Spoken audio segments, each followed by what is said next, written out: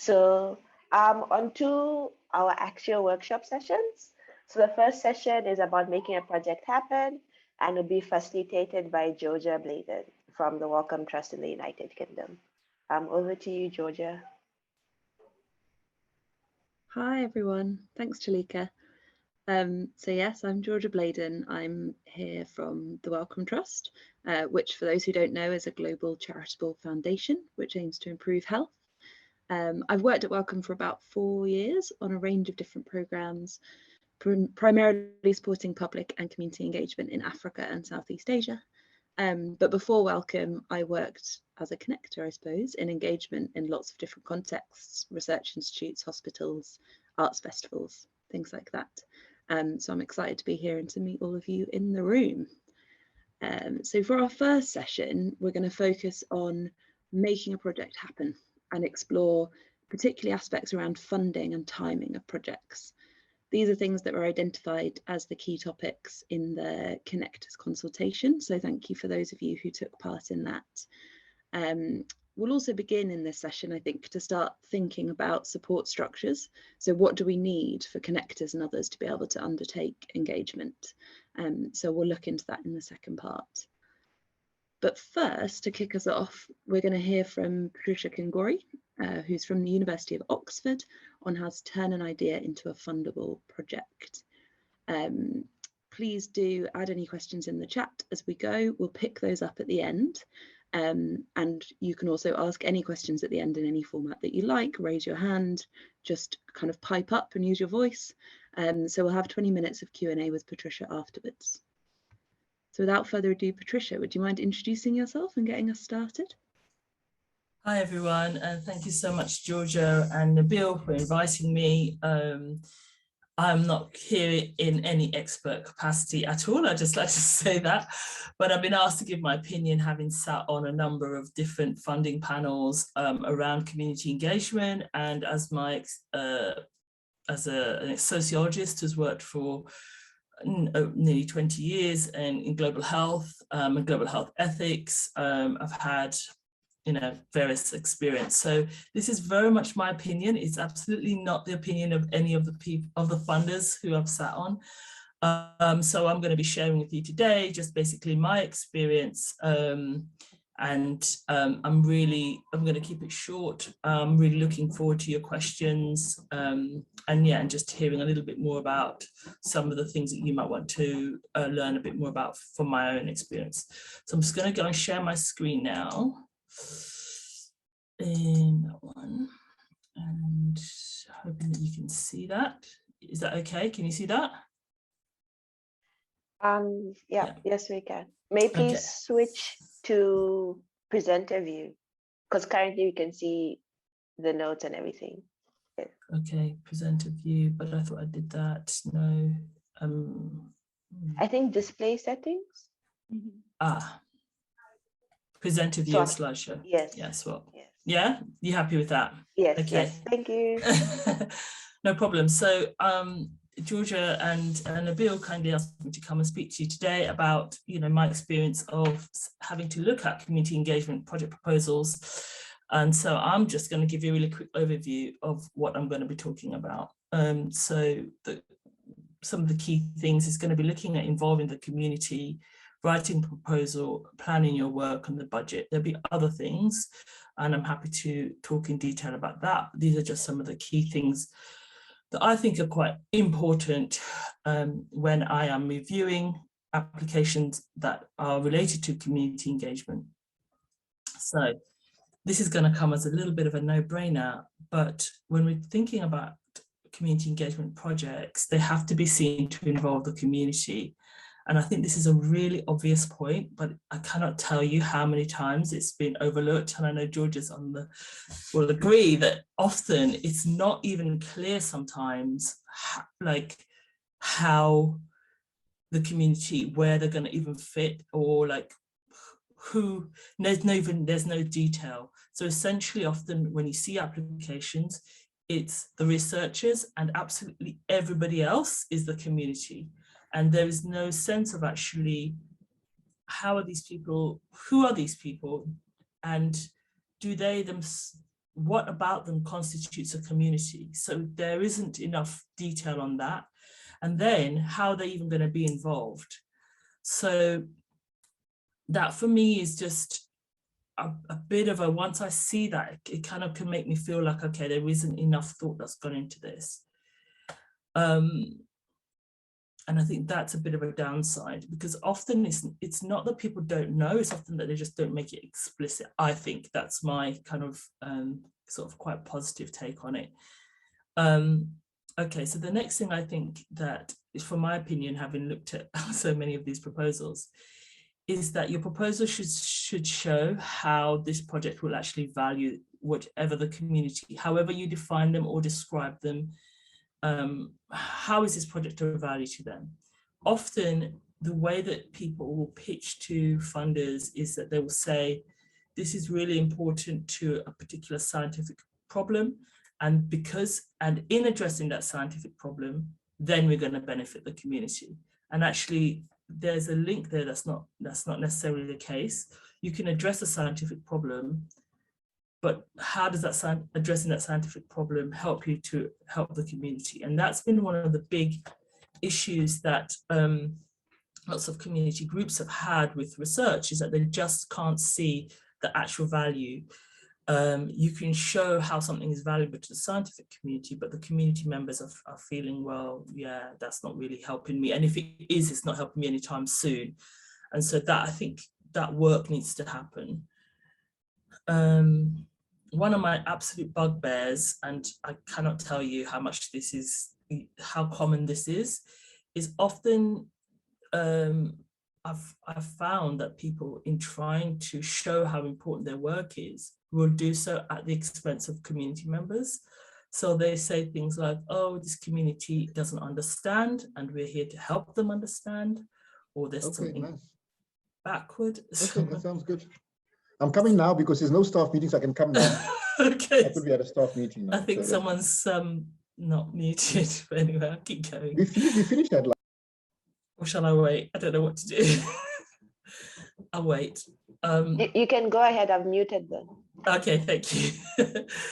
Yeah, so one of the things people often do, and this is long written about, is, and yet still, people will show the community as lacking, somehow backward. They will conflate not being able to read or write, for example, with not being educated or not being informed, and deficit in some way. And they'll use this to justify why a project is important, right? So community members are you know, in the grips of a blood-stealing rumor, and they're afraid of the scientists. And so we're here to help them understand that science is okay. And that's just like, you know, I think the time for that's long past now, but it's a very 20th century approach to thinking about community engagement. And again, goes to this idea of the community not, you know, not being educated or not being able to have their own ideas separate to researchers, not being able to actually critique researchers. And all of these things just don't hold the truth in reality. And so any kind of proposal that has any sort of sense of that is always, I think, going to be judged slightly strongly, because I think it just shows that you've got a very top-down approach to community engagement. And I've observed community engagement activities where this unfolded in front of me, and that's been really painful to watch. You know, when researchers kind of come in and they think that they know, and they're there to educate the community, and the community have got really different ideas about that. And I think that actually that's something that I think is really important to try and address, and to think about how your research conveys the very people it's supposed to be working with.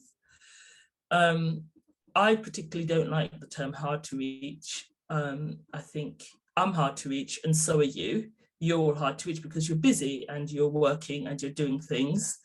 And I think hard to reach just is one of those things that really sort of reveals a kind of positionality and reveals a kind of relationship with the community. The community isn't just sitting there waiting for us to do research on them. They're actually, like us, got really busy lives. And sometimes I think if you're going to put hard to reach and you might genuinely feel that that's the community you're working with, then you just need to be able to justify how they're hard to reach and why they're hard to reach. Often I think these terms are used really without much thought and actually act as barriers to involving the community, because one research experience I had a long time in my career, we were trying to reach a sort of a particular group of people who were part of a community, and they were single parents and they were described as hard to reach, but in their eyes they weren't hard to reach. They were working, and if you wanted to get them, you had to get them outside of working hours and on a weekend. But the way that often researchers construct their engagement activities is to suit themselves. So then by virtue of constructing your day in that way, everybody's hard to reach. Whereas in fact, if you think about it, if you want to get hold of somebody, if you want to get hold of any of us, then you have to get hold of us in the weekend and out of hours. That doesn't make us hard to reach. It just means that you need to have a different strategy. And I think it's just the way that these terms are used sometimes that can make it really difficult to think about these proposals of having put in a lot of thought.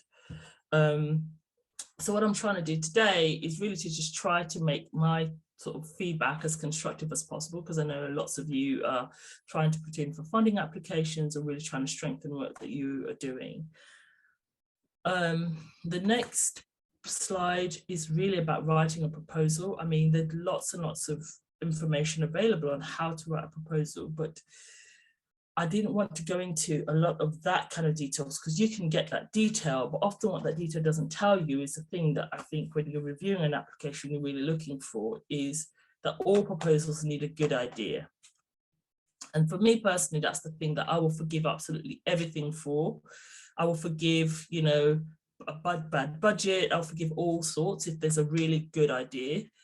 But then what makes a good idea? So I think for me and for lots of people on these panels, I think it has to be something that's original and also something that shows a lot of thought.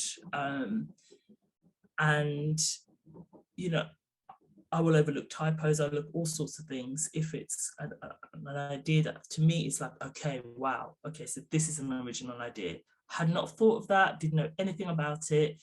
This is great. Okay, so what makes an original idea? Well, one of the ways of getting to that is thinking about, you know, what's been written on the subject, what's been done before, what's been done elsewhere.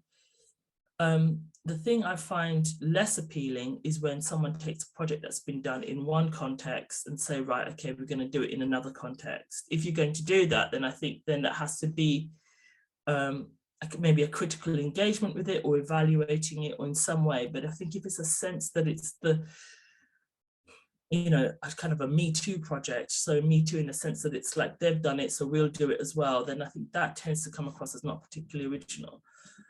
But so in answering this question, what's original about it, it's really important to show that you have had an engagement with some of the literature on this.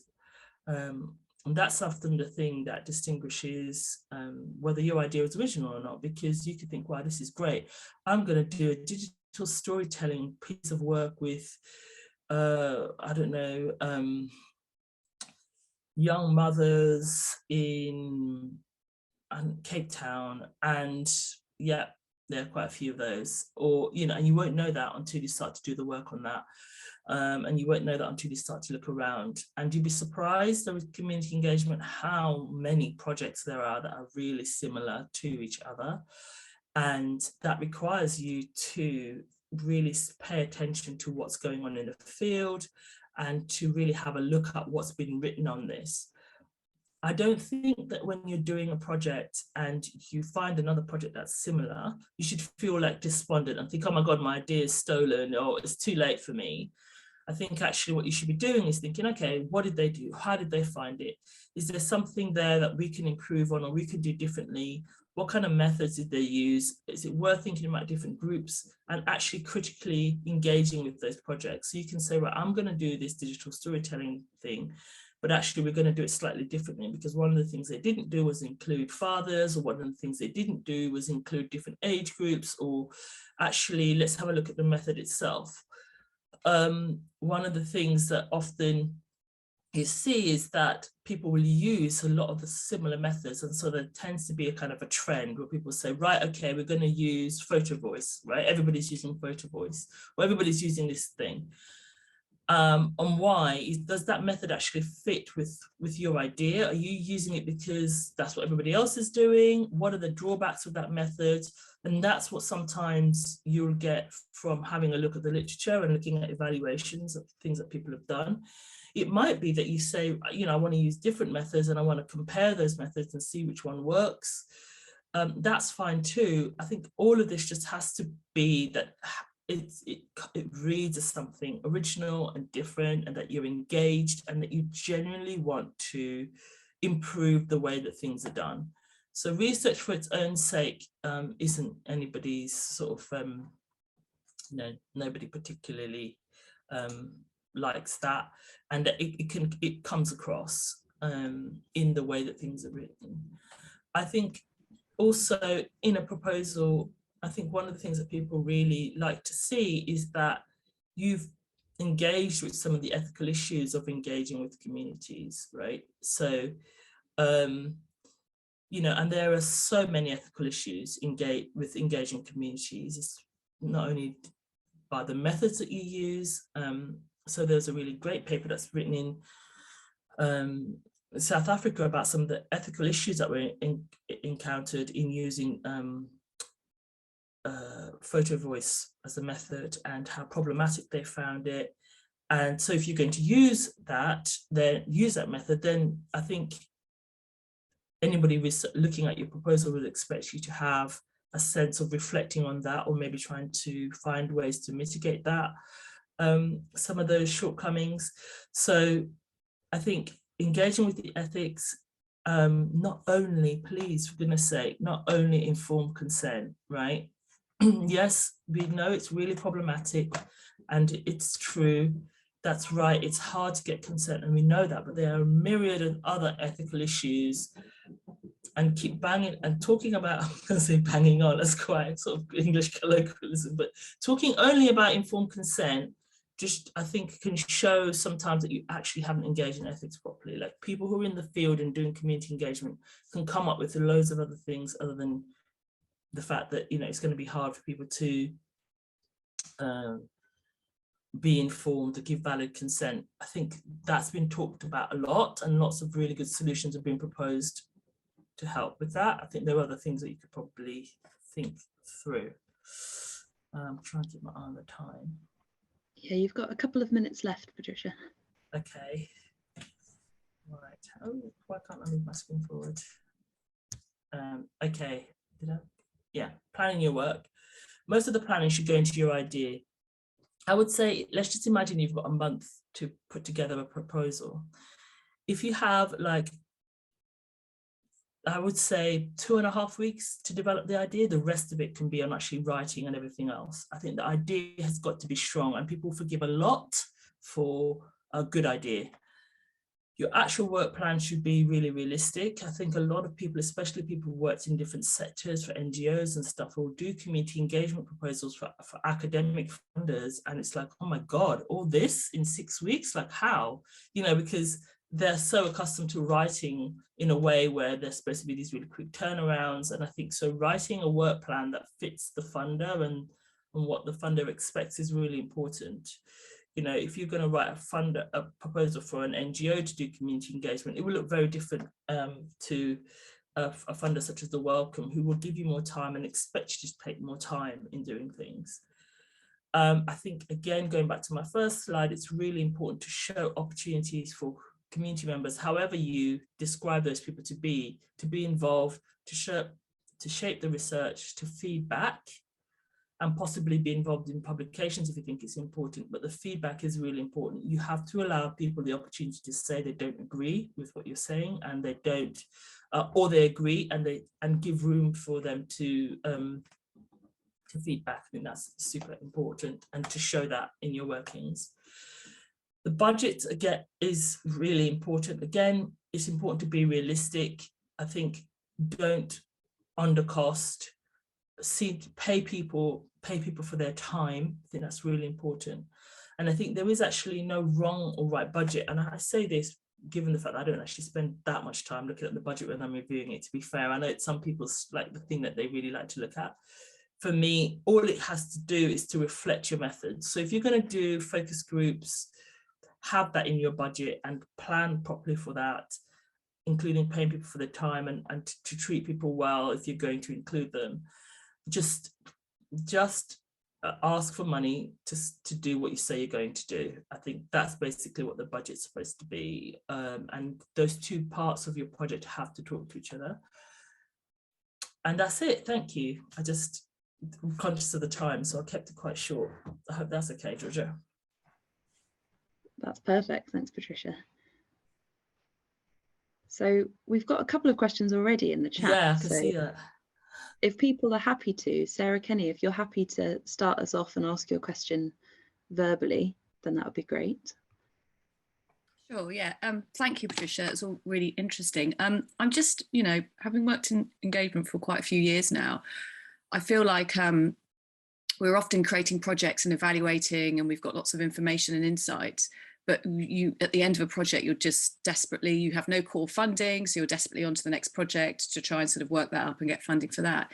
And so I feel like there's massive gaps in the literature for what a lot of people have done. I've got last project I worked with colleagues in South Africa and India, and we all spoke about how much we wanted to write the project up as a paper, and we had this great evaluation piece, but we just didn't, we ran out of time and steam and whatever. And I just wonder if there's a way in which connectors and research organizations can work together a bit more to kind of make sure that there's more opportunities for this stuff to sort of be part of the literature.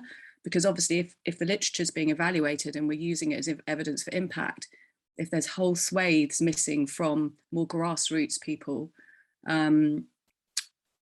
it's a problem, and it's a problem of privilege as well, I would say. I just love your thoughts on that and how we mitigate. I think that's such a great point, and you're right. And it's not just community engagement, it's across the board. And some of that is to do with how things are planned and the work plan. And some people actually do put in a request for funds at the end to be able to write up. But I think this is, again, one of those things where actually funders can really help, because there used to be, and I don't know if there are anymore, but little pots of money you can apply for precisely to write things up. And I think you're absolutely right. I think there are lots of people who are sitting on really, really great insights and need to have, write shops, need to have money for write shops to just write things up. And the way that the funding cycle works is that you're just finishing off, just collecting data, you've got to start applying for funding to do something else. And then there's everybody across the board is always one project lagging behind. So you're always writing up the stuff from the previous project. And that's great if you have money to move on to. But it's a real problem if you don't. And so all I can say is I absolutely agree. And I think that there is space for different types of funding. So it's about just trying to get some of this out. And I think one way of thinking about that is, okay, how can I have my planning for my project and my budgeting reflect that, so that I know from previous experience that we are going to need some money at the end to write this up. It isn't just about collecting it. But I also think that actually some of this can be really addressed by maybe funding things in a different way, just having sort of discrete writing funds for organizations and for people in places where this would be such a benefit, and also for everybody else. Actually, everybody benefits from these things being published, I think. That will lead us nicely onto our next part, which will be on changes that need to be seen. But first we will answer a few more questions. All are also mentioned in the chat that they have obtained a pot of money to do some impact work. So that might be interesting for people to look at. Irene, are you happy to ask your question as well? Yes, thank you, Patricia, for the good presentation. Yeah, so my question takes me back to what you said about being original. also have just asked on the chat that really how innovative can one get? How does one become innovative enough? And when it comes to writing a good engagement proposal, for example, with innovative ideas, how does that imply? I mean, what are the implications of that when it comes to evaluating those projects? I think there is a fine line between being innovative and doing something that's feasible. But I think the key has to be on something that's original. I think more of the same research is never attractive to anybody. And I think if you are going to do research that's been done by other people, then you have to look at why you're doing that project and what new thing you can bring to that project. So, you know, I mean, if it's a school engagement project, be prepared that there's going to be lots of people who have looked at school engagement. I mean, there's a lot of work in that. Why? What, you know, and actually a lot of critique of that school engagement stuff. So if you're going to do that, then look at the critique, look at what you can build on, look at how you can strengthen it. But I think just doing more of the same types of projects I don't think is often the way to get things funded. And I know it's difficult because, going back to Sarah's point, often what you need is funding to continue good work or to continue things that have you started. And in that case, then I think you have to make a clear case for it. But often I feel that people think, okay, I'm going to do this project and it's a safe project because it's been done before. And I think just because something's been done before doesn't mean people want to see more of it. So I think what does innovative mean, or what does something original mean? I think that's $1 million question. Often in my experience, it's taking something that is people consider to be sort of straightforward, and then they think, and then you bring something else that original to it. So I hope Nabil doesn't mind if I use his one of his public engagement projects as an example. But so Nabil's first one of the public engagement projects I know about was looking at community engagements using online platforms. And one of the things he did when he presented it was to actually say, right, increasingly community engagement projects are using online platforms to say whether they are any good or not and to evaluate them. And I've worked out in my project actually that there's a real problem with this because those forms of engagement are easily manipulated. And in fact, there's this whole industry around fake likes to evaluate community engagement projects. And that's telling us there's more things that's going on there than we think. And we need to have a look again at these kinds of projects that do this work. And I hope that I'm not misrepresenting your work, Nabil, but what I found about that was like, oh my God, great. I had no idea this was going on. Right, okay, so I need to, this is good. This is innovative because I don't know about this. I would like to know more about why this is going on, how it's going on. And that's a really a good example. What he wasn't saying was, this project's been going on for a long time, and this scientific project's been happening. Everybody's scared of the scientists, and so we're going to do a project to help the community understand the science more. I mean, those projects are good, but I think it's really hard to do innovative work in that space because one, they start off from a deficit model that the community don't understand. Two, there's lots of work that's been done in that, so you have to come up with something that no one else has thought about. And three, you know, you'll be competing against quite a few other people saying more or less the same thing.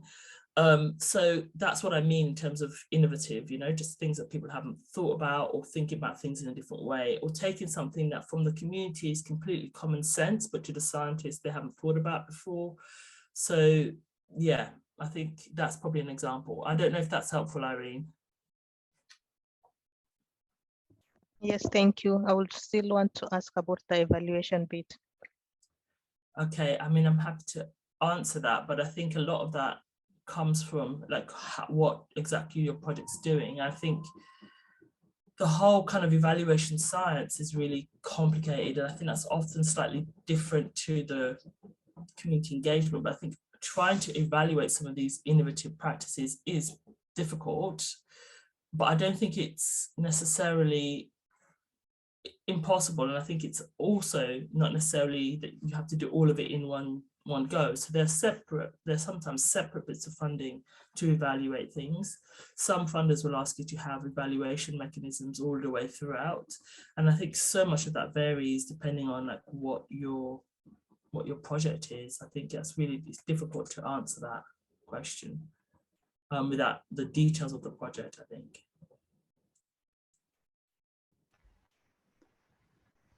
Thanks, Patricia. We've got a couple more questions, one in the chat and one with someone with their hand up, but we're running low on time. So I'm going to ask Roderick if you can pop your question in the chat, and maybe Patricia, you can look at those and see if you can write an answer as we go along. So the one that's already in the chat is around what is meant by paying community members and what that looks like. So if you do feel comfortable just having a little mull over that on the chat, that would be fantastic, just so we can move on to the next session. And we'll see what Roderick has to ask. Thank you. Thank you, Patricia. That was great. So next up, we've got some breakout sessions. Sabisa, are you okay to put the slide up?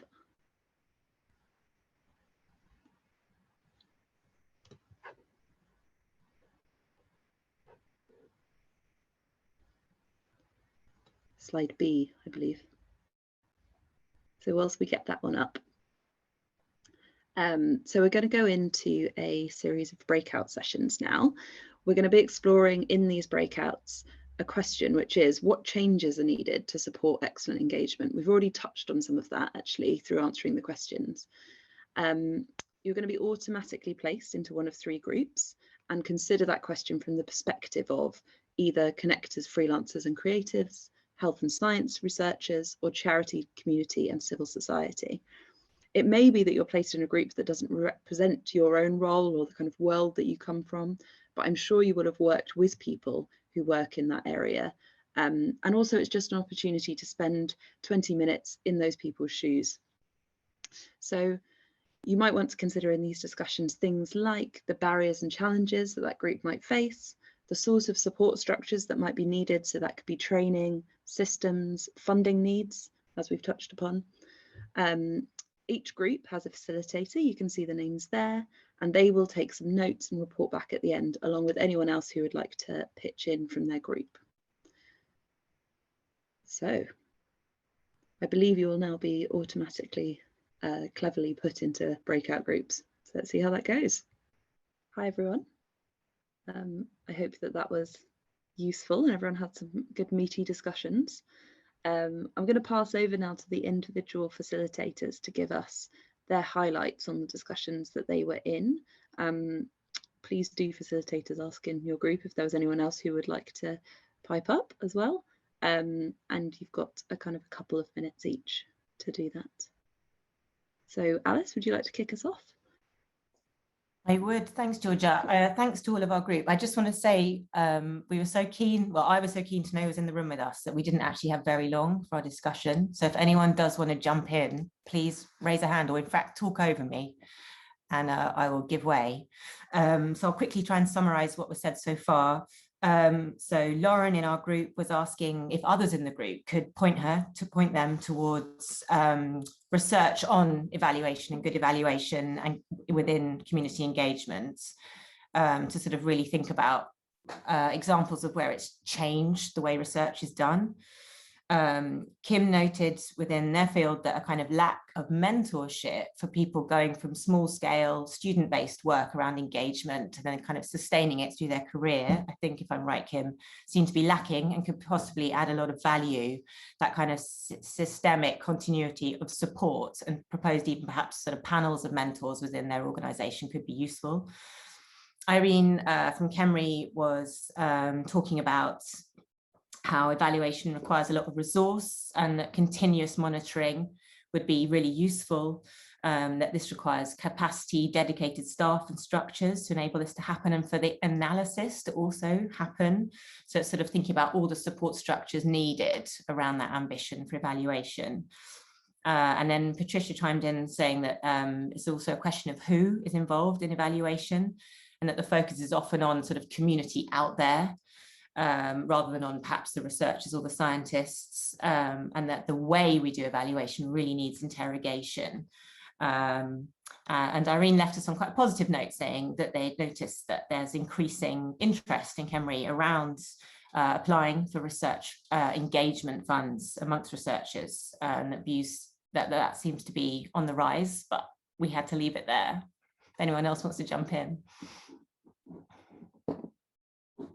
Yes, we can. Yes, I'm as guilty or more guilty even than Alice, because I just thought that I just really curious and really wanted to know who was in the room with us. And we had the most amazing people doing just incredible work, engagement work. I mean, I think what stands out for me also is Orla, who's a trainer of facilitators, because one really needs that kind of training. But there was a lot of talk about building trust in science, engaging in science. And I think we didn't really have much time at all once we'd gone around and heard all the fantastic things that people are doing. And by the way, I don't know how we're going to capture that, whether someone's going to write up perhaps a report after this workshop to say who was in the room and what people are doing. Maybe each person can sort of give a line on what they're doing, because it's just an amazing group of people. So the idea was, one of the thoughts was more international projects. I suppose that's one way of getting things onto a global stage. More training. I think the training is around engagement, but also how do you get your message across? And if I may take the liberty, someone had written in the chat about writing articles, and that there wasn't sort of funding or time for writing articles.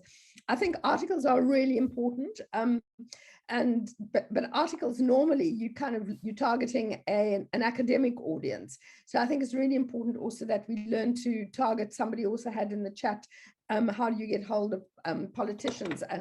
We learn to write policy briefs. We learn to communicate really in a short, kind of to engage. Like the onus is on us, really. Like if you're given 2 minutes, what do you say about your work? And then also engagement, partnerships, that it's encouraging to see how much people are doing and really to partner with each other. I think there's strength in partnerships. And one person asked, who defines the problem? So I suppose that is more in, if you've got a problem out there, it's sort of linked into to what Patricia was saying. But I mean, like, who defines what is the problem that you need to engage? So I think the really important thing that came out of our group is that we've got these scientists, we've got absolutely awesome scientists.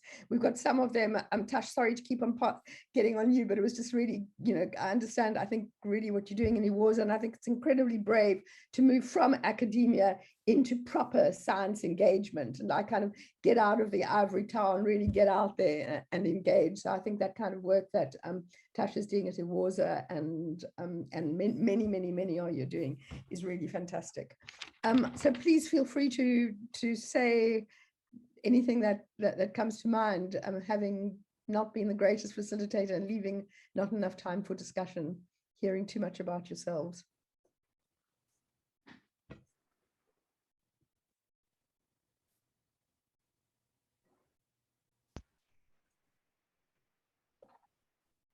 Thanks, Jacqueline. I don't know if anyone else is going to pitch up.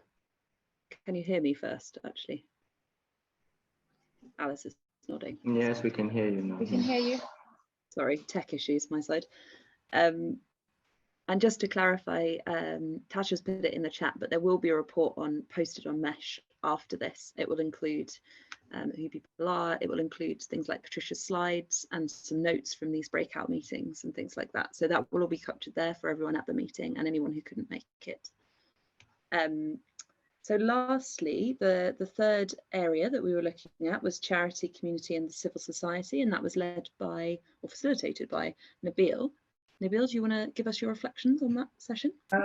Yes, I'll jump into it. I think time was also really short on our end. I think we were just getting to the juice of the conversation, we moved on. So we were speaking or thinking around sort of from the perspective of charity, community-based organizations, communities and civil society. And we isolated maybe 3 broad areas.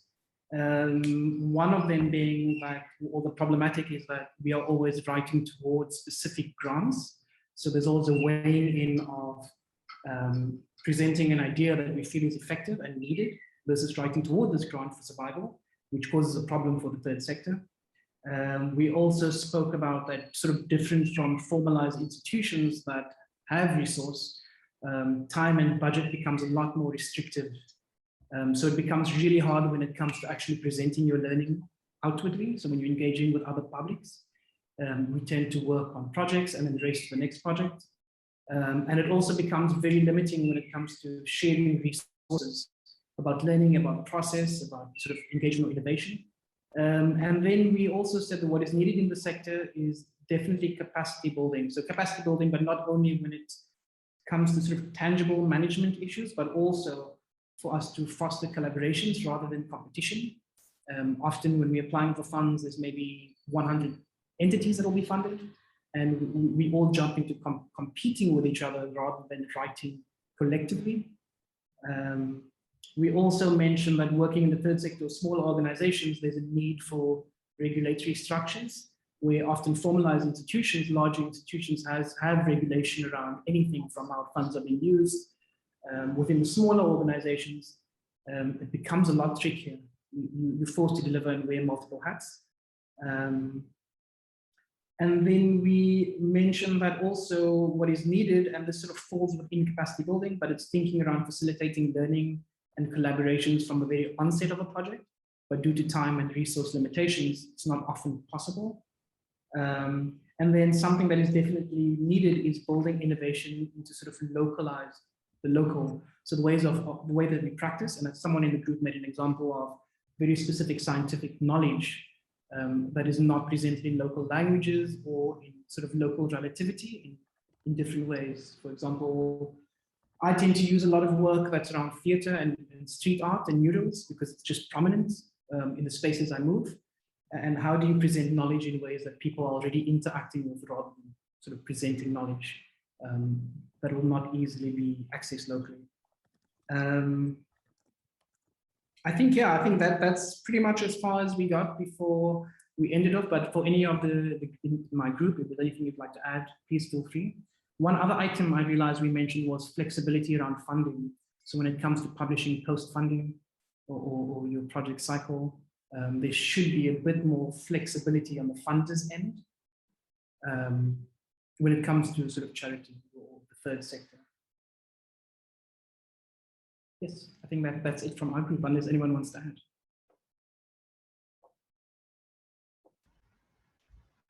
Thanks, Nabil. I felt like that summarised it quite well. Does anyone have any final reflections before I pass us on for the next session?